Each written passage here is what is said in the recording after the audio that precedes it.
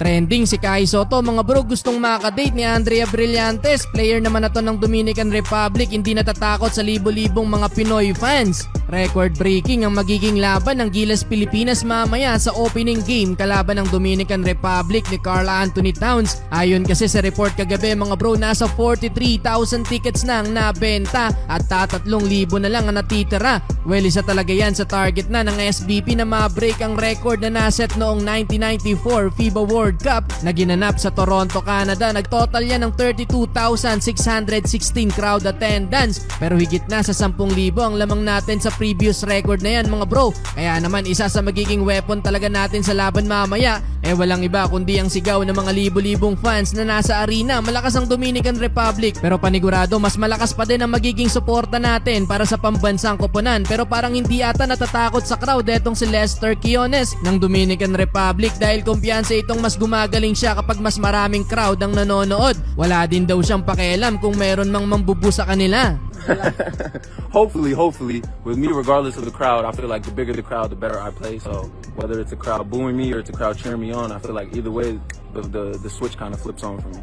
Kung sakali, magiging magandang bawi ito para sa atin, mga bro, matapos ang nangyari noong nakalaban natin ang koponan ng Australia Boomers, kung saan nauwi nga to sa hindi magandang gulo na ikinathrown out ng halos lahat ng players ng Gilas. Tumotal din ng 22,181 crowd attendance ang game na yan. Para naman sa mga manonood sa Philippine Arena, heto mga bro, may free shuttle bus na inoffer sa publiko. Check nyo na lang yung picture na nasa screen, mga bro. Malaking tulong na to, lalo na para sa mga fans na magko-commute. Kung sakaling malapit kayo sa area, dyan na lang kayo sumakay dahil panigurado mahihirapan lang kayong makahanap ng sakayan. Pero paalala lang, para lang to sa mga ticket holder dahil for sure hahanapin sa inyo ang ticket bago makasakay ng bus. Base sa nabasa ko, 400 na bus ang pinadala sa mga location na nasabi, mga bro, at kada bus ay makakapuno ng 49 na katao. At kung hindi ako nagkakamali, 11 AM ang unang alis ng bus at kada 30 minutes bago umalis ang sunod na bus. Asahan nyo na ang traffic, mga bro, papunta ng venue dahil 43K lang naman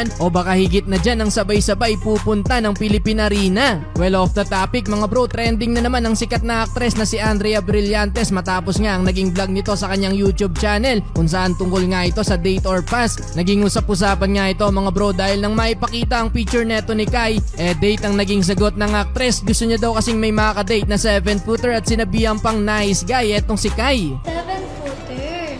Namit na natin to. He's actually a nice guy. Yeah, he is. No. I think I would date.